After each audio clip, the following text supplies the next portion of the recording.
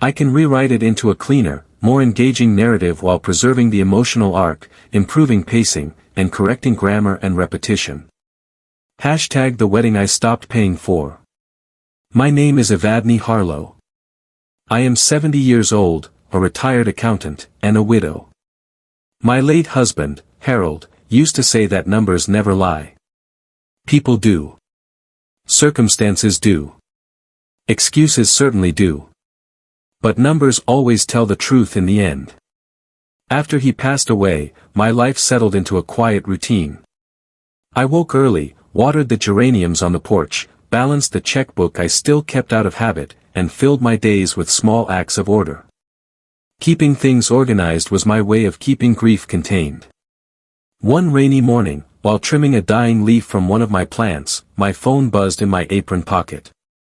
It was a message from my daughter, Marielle. "Mom, stay home. You'll ruin the wedding, ****. I stared at the screen. At first, I thought she had sent it to the wrong person. Then another message appeared. A laughing emoji from her future mother-in-law. Bright yellow. Cruel. For a long moment I sat motionless while rain tapped softly against the porch railing. Then I typed a single response. "Then you won't need my account for the payment." I set the phone down and watched the fog roll in from the harbor. They didn't understand what those words meant.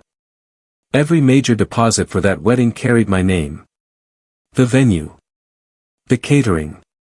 The florist. The planner. The contracts listed one person as the primary signer. Me.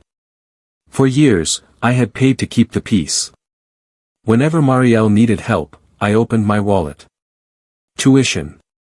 Rent deposits. Car repairs. Emergency expenses.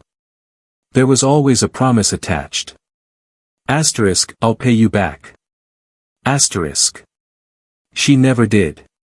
And somehow I convinced myself that being needed was the same thing as being loved. Harold warned me long ago. "If you pay for peace," he told me one evening as rain slid down the porch railings, "you'll spend the rest of your life in debt." I laughed then. I thought she would grow out of it. Instead, the requests kept coming. Only the tone changed. The pleading became expectation. The gratitude became entitlement. 15 years of assistance sat inside a worn leather folder on my dining room table. Receipts. Statements. Notes. Promises. A ledger of sacrifices disguised as love. 3 months before the wedding, my kitchen had become a miniature accounting office. Contracts and invoices covered every surface. One afternoon, Marielle leaned over my shoulder while I reviewed expenses. "You're so organized, Mom," she said. "You should have been a wedding planner." I smiled. I'm not sure I'd enjoy working for free. She didn't laugh. Instead, she pointed at the venue deposit. "That's already paid, right?" "Yes." "And the catering consultation?" "Paid." "The florist?" "Paid." She nodded casually. "You can handle it." "Not thank you." "Not I appreciate this." Just certainty. As if my support was as natural and dependable as the weather. A week later, I attended a dress fitting. Marielle was late. While waiting, I overheard her future mother-in-law speaking behind a curtain. "She means well," the woman said. "But she's really just a placeholder with a checkbook." The words hit harder than I expected. Not because they were cruel. Because they were accurate. That evening, I opened the wedding contract and carefully reviewed every page. Section 9. Cancellation policy. The words stood out immediately. The primary signer may cancel the event and receive an 80% refund if notice is provided within the specified period. I read it 3 times. Then I sent a simple email to the wedding planner. Asterisk, "Can the booking be cancelled by the primary signer without additional penalties?" Asterisk. The reply arrived minutes later. Asterisk, "Yes, Mrs. Harlow. As the authorized party on file, any request from you will be processed immediately. Asterisk.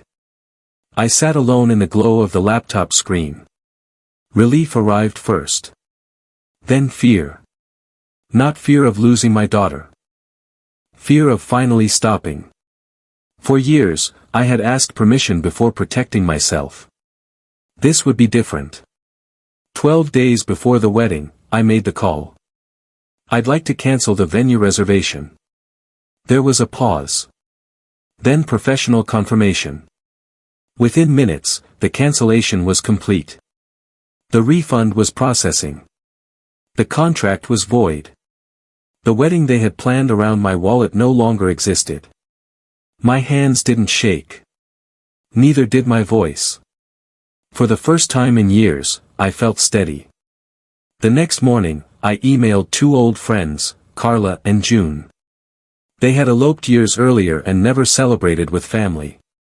The venue was already paid for. The date was available. If they wanted it, it was theirs. June replied within the hour. She said she cried when she read my message. For the first time, generosity felt like a gift instead of an obligation. Then the chaos began.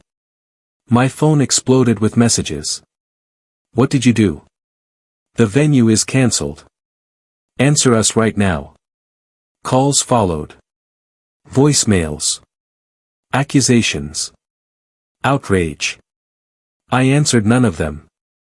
One voice message from the future mother-in-law accused me of ruining my daughter's future. I deleted it halfway through. Later that afternoon, my brother Gareth called. You did the right thing, he said quietly. Maybe I should have just walked away, I replied. You've been walking away quietly for years, he said. It's about time they heard the floor creak. His words stayed with me. The wedding happened anyway. In a community hall behind a grocery store. Guests sat beneath flickering fluorescent lights. The buffet went cold. Rain leaked through the roof. And before the reception ended, the groom's former girlfriend arrived and publicly exposed messages proving he had been unfaithful. The marriage collapsed almost as quickly as the wedding. 3 weeks later, the photographs disappeared from social media. Then the posts. Then the smiles. The silence that followed spoke louder than any argument ever could. One evening, Marielle finally sent me a message. You're cold. I stared at the screen for a long time. Then I typed my response. You mistook warmth for servitude. The typing bubble appeared. Then vanished. Months passed. Life became quieter. Not lonely. Just honest. I started teaching financial literacy workshops for widows and divorced women at the public library. Together we talked about budgets, boundaries, and emotional debts. I often told them the same thing. An emotional ledger works like any other. You have to track what goes out, what comes in, and what should never have been counted as love. The room always grew quiet after that. Because they understood. One spring evening, Gareth handed me a small brass plaque. Engraved across the front were 7 simple words. Built by boundaries. Kept by respect, ****. I mounted it beneath the porch light. The metal gleamed softly in the fading sun. A few weeks later, a letter arrived. The handwriting belonged to Marielle. Inside was a brief note. She was in counseling. She was sorry. She finally understood what my kindness had cost me. I read the letter twice. Then placed it beside Harold's photograph. That's all I ever wanted, I whispered. Outside, rain drifted through the evening air. The porch light shone steadily through the mist. For years, I believed peace came from giving more. I was wrong. Peace arrived the day I stopped paying for it. This version keeps the story's emotional impact while tightening the prose, improving readability, and giving it the polished feel of a short story or narrated YouTube drama.